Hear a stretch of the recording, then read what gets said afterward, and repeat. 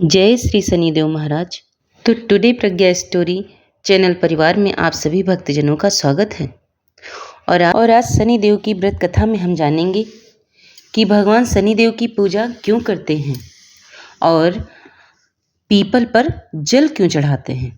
तो शनिदेव व्रत का बहुत महत्व है। यह व्रत शनि ग्रह के नकारात्मक प्रभावों से बचने और शनिदेव को प्रसन्न करने के लिए किया जाता है। ऐसा माना जाता है इस व्रत को करने से शनि की साढ़े साती और ढैया के कष्टों से मुक्ति मिलती है और व्यक्ति को सुख समृद्धि प्राप्त होती है।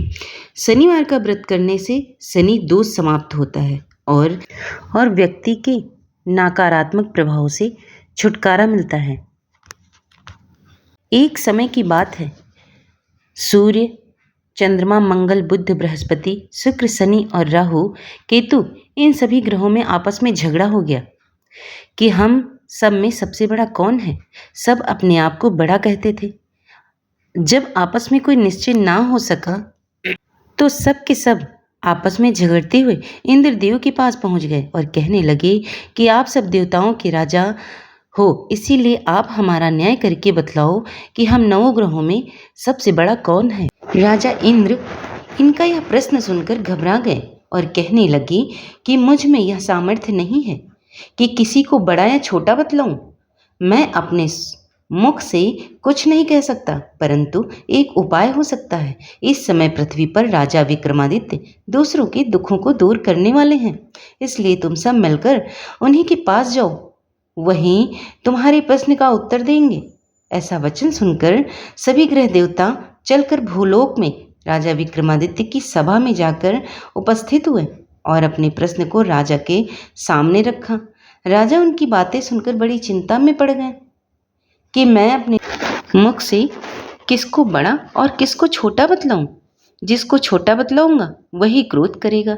परंतु उनका झगड़ा निपटाने के लिए राजा ने एक उपाय सोचा कि सोना, चांदी, कांसा, पीतल, सीसा, रांगा, जस्ता, अभ्रक, लोहा आदि 9 धातुओं के 9 आसन बनवाएं और सब आसनों को क्रम से, जैसे सोना सबसे पहले और लोहा सबसे पीछे बिछाए गए। तत्पश्चात राजा ने सब ग्रहों से कहा, आप लोग अपने अपने क्रम से आसनों पर बैठिए। जिसका आसन सबसे आगे है वह सबसे बड़ा और जिसका आसन सबसे पीछे है उसे सबसे छोटा जानिए। चूँकि लोहा सबसे पीछे था और शनिदेव का आसन था, इसलिए शनिदेव ने समझ लिया कि राजा ने मुझको सबसे छोटा बना दिया। इस पर शनि का बड़ा क्रोध आया और कहा, राजा तू मेरे पराक्रम को नहीं जानता। सूर्य एक राशि पर एक महीना और चंद्रमा 2.25 दिन, मंगल 1.5 महीना, बृहस्पति 13 महीने और बुध और शुक्र 1 महीने, राहु और केतु दोनों उल्टे चलते हुए केवल 18 महीने तक राशि पर रहते हैं, परंतु मैं एक ही राशि पर 30 महीने तक रहता हूँ। बड़े बड़े देवताओं को भी मैंने भीषण दुख दिया है। राजन सुनो, रामचंद्र जी का साढ़े साती आई तो वनवास हो गया और रावण पर आई तो राम और लक्ष्मण के सेना लेकर लंका पर चढ़ाई कर दी। रावण के कुल का नाश कर दिया। राजा तो अब सावधान रहना। राजा कहने लगा, जो कुछ भाग्य में होगा देखा जाएगा। उसके बाद अन्य ग्रह तो प्रसन्नता पूर्वक चले गए, परंतु शनिदेव बड़े ही क्रोध के साथ वहां से सिधारे। कुछ समय काल बीतने पर जब राजा को साढ़े साती की दशा आई तो शनिदेव घोड़ों के सौदागर बनकर उनके अनेक सुंदर घोड़ों के साथ राजा की राज्य में आए। जब राजा ने सौदागर के आने की खबर सुनी तो अपने अश्वपाल को अच्छे अच्छे घोड़े खरीदने की आज्ञा दी। अश्वपाल ऐसे अच्छे नस्ल के घोड़ों को देखकर और उनके मूल्य सुनकर चकित हो गया और तुरंत ही राजा को सूचना दी। राजा उनमें से एक अच्छा सा घोड़ा चुनकर उस पर सवारी के लिए चढ़े। राजा के घोड़े की पीठ पर चढ़ते ही घोड़ा जोर से भागा और बहुत दूर एक बड़े जंगल में जाकर राजा को छोड़कर अंतर्ध्यान हो गया और राजा अकेला जंगल में भटकता फिरता रहा। बहुत देर बाद राजा ने भूख और प्यास से दुखी होकर भटकते भटकते एक ग्वाले को देखा। ग्वाले ने राजा को प्यास से व्याकुल देखकर पानी पिलाया। राजा की उंगली में एक अंगूठी थी। उसने उसे निकालकर प्रसन्नता के साथ ग्वाले को दे दी और शहर की ओर चल दिया। राजा शहर में पहुंचकर एक सेठ की दुकान पर जाकर बैठ गया और अपने आप को उज्जैन का रहने वाला तथा अपना नाम वीका बतलाया। सेठ ने उसको एक कुलीन मनुष्य समझकर जलपान कराया। संयोग से उस दिन उसकी दुकान पर बिक्री बहुत अधिक हुई। तब सेठ उसको भाग्यवान पुरुष समझकर भोजन कराने के लिए अपने निवास स्थान पर ले गया। भोजन करते समय राजा ने एक आश्चर्यचकित बात देखी। खूंटी पर हार लटक रहा और वही खूंटी उस हार को निगल रही। भोजन के पश्चात घर आने पर जब सेठ को घर में हार ना मिला तो सबने यही निश्चय किया कि सिवाय उस व्यक्ति के और कोई घर में नहीं आया, अतः अवश्य ही उसने ही चोरी की है। परंतु वीका ने हार लेने से इनकार कर दिया। इस पर 5-7 आदमी इकट्ठे होकर उसको फौजदार के पास ले गए और फौजदार ने उनको राजा के सामने उपस्थित कर दिया और कहा कि ये आदमी तो भला प्रतीत होता है, चोर नहीं मालूम होता, परंतु सेठ का कहना है कि इसके सिवाय कोई और घर ही नहीं आया, अवश्य ही इसी ने चोरी की है। ऐसा निश्चय करके जब राजा ने आज्ञा दी कि इसके हाथ पैर काटकर चौरंगिया किया जाए, राजा की आज्ञा का तुरंत पालन किया गया और उसके हाथ पैर काट दिए गए। उस प्रकार कुछ काल व्यतीत होने पर एक तेली उसको अपने घर ले गया और कोल्हू पर उसको बिठा दिया। वीका उस पर बैठा हुआ अपनी जुबान से बैल हाँकता रहा। जब राजा की 7:30 की दशा समाप्त हो गई थी तो एक रात को वर्षा ऋतु के समय यह मल्हार राग गाने लगा। तो उसका गाना सुनकर उस नगर के राजा की कन्या उस राग पर मोहित हो गई और दासी को खबर लाने के लिए भेजा कि शहर में कौन गा रहा है। दासी सारे शहर में फिरती फिरती क्या देखती है कि तेली के घर में चौरंगिया गा रहा है। दासी ने महल में आकर राजकुमारी को सारा वृत्तांत सुना दिया। उसी क्षण राजकुमारी ने अपने मन में यह प्रण कर लिया कि चाहे जो कुछ हो जाए, मुझे इस चौरंगिया के साथ ही विवाह करना है। प्रातःकाल होते ही जब राजकुमारी को दासी ने जगाना चाहा तो राजकुमारी अनशन पर व्रत लेकर खड़ी रही। तब दासी ने रानी के पास जाकर राजकुमारी के लिए ना उठने का वृत्तांत कहा।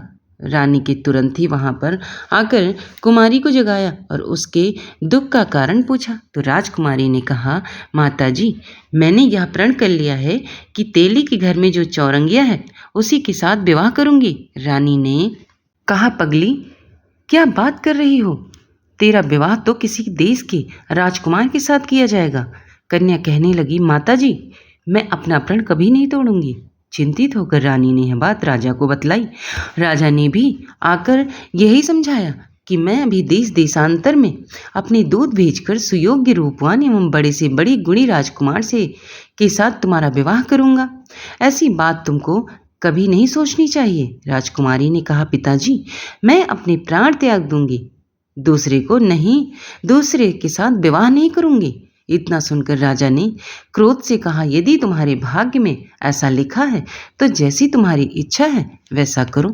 फिर राजा ने तेली को बुलाकर कहा कि अब सुनेंगे, तुम्हारे घर में चौरंगिया है और उसके साथ मैं अपनी कन्या का विवाह करना चाहता हूँ। तेली ने कहा, यह कैसे हो सकता है? कहाँ आप इतने बड़े राजा और कहाँ मैं एक नीच तेली? परंतु राजा ने कहा, भाग्य में लिखे कि कोई टाल नहीं सकता। जाओ अपने घर जाकर विवाह की तैयारी करो। राजा ने उसी समय तोरण स्तंभ लगवाकर राजकुमारी का विवाह चौरंगिया विक्रमादित्य के साथ कर दिया। रात्रि को जब विक्रमादित्य और राजकुमारी महल में सोए तो आधी रात के समय शनिदेव ने विक्रमादित्य को स्वप्न में दिखाया कि राजा, मुझको छोटा बतलाकर तुमने कितने दुख उठाए। राजा विक्रमादित्य ने क्षमा मांगी।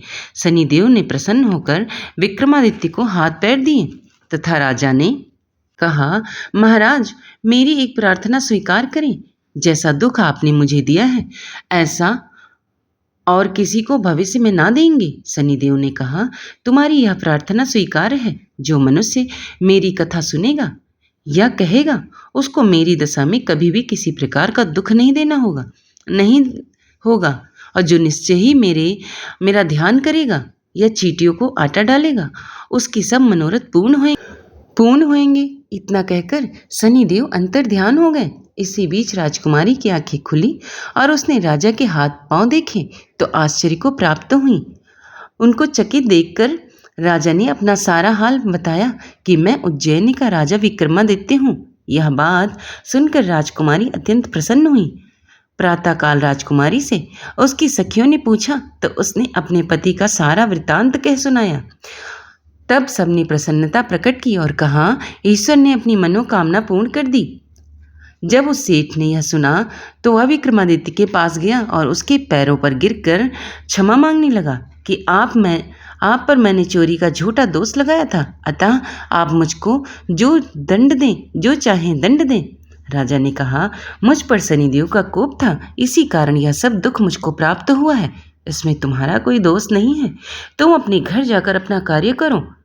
सेठ बोला, मेरी आत्मा को तभी शांति मिलेगी जब आप मेरे घर चलकर प्रीतिपूर्वक भोजन करेंगे। राजा ने कहा कि जैसी आपकी मर्जी वैसा ही होगा।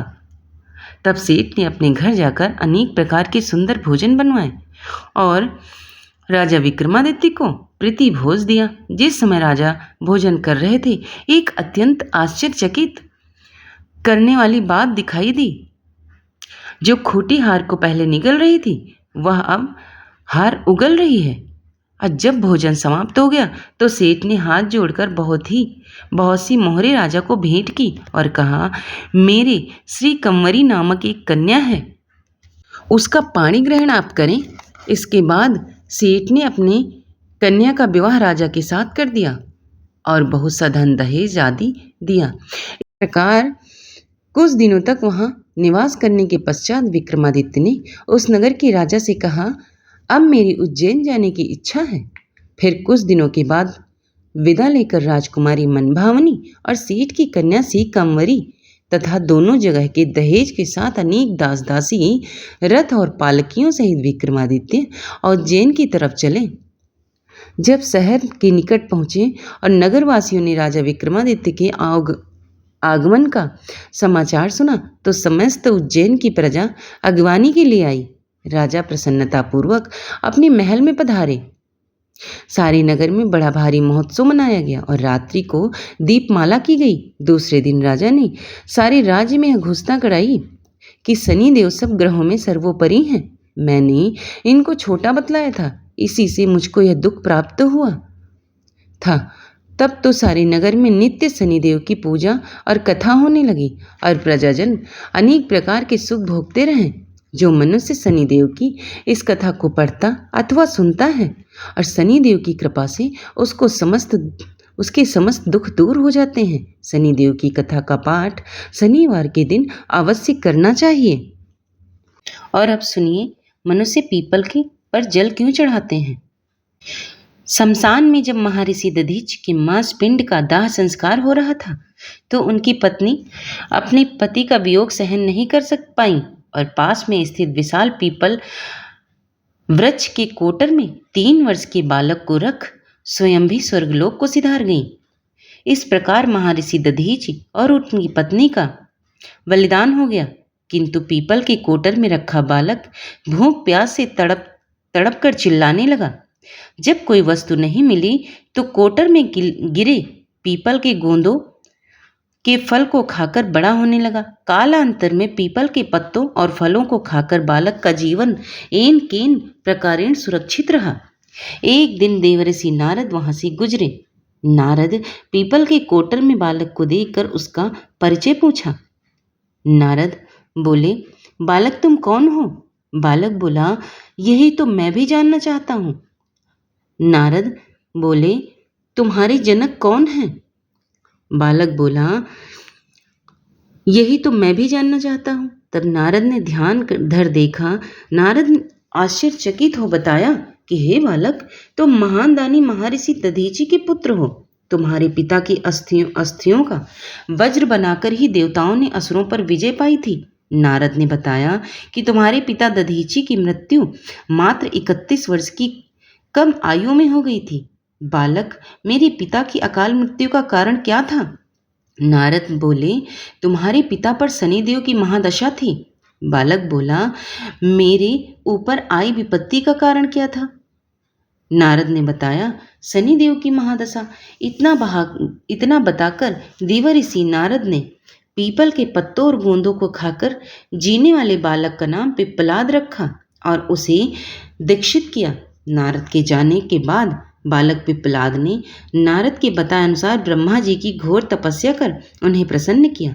ब्रह्मा जी ने जब बालक पिप्पलाद से वर मांगने को कहा तो पिप्पलाद ने अपनी दृष्टि मात्र से ही किसी भी वस्तु की जलाने की शक्ति मांगी। ब्रह्मा जी से वर मिलने पर सर्वप्रथम पिप्पलाद ने शनिदेव का आवाहन कर अपने सन्मुख प्रस्तुत किया और सामने पाकर आंखें खोलकर भस्म करना शुरू कर दिया।